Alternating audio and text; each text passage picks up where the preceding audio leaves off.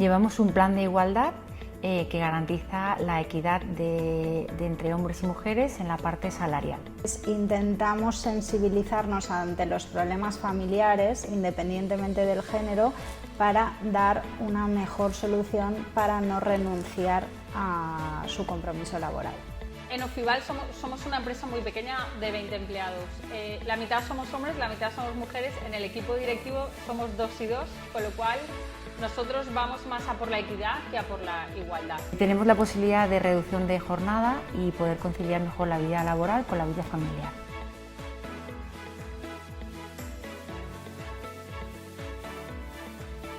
Es obvio que para el desarrollo de la sociedad se necesitan tanto hombres talentosos como mujeres talentosas, o sea, eso es innegable. Bueno, pues yo creo que las mujeres hemos progresado muchísimo respecto a la sociedad en el ámbito laboral. Bueno, el papel de la mujer ha cobrado un mayor protagonismo en la vida empresarial. Ejemplo de ello es que mi comité de ejecutivo es la mayoría somos mujeres. Yo veo que el desarrollo de la mujer parte no solo desde la mujer que quiera profesionalizarse, desarrollarse y prepararse, y de las empresas que acepten una meritocracia y no discriminar por género, sino también a nivel cultural y educativo.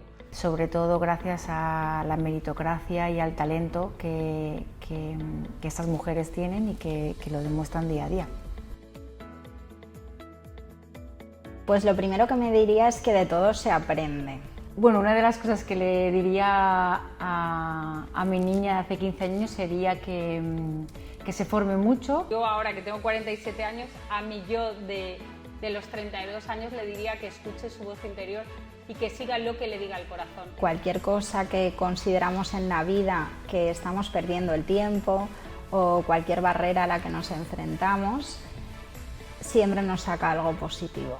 Que la constancia es un valor que le va a ayudar mucho en el futuro. Que aprendamos mucho de nuestros mayores, de la experiencia, sobre todo en la empresa familiar.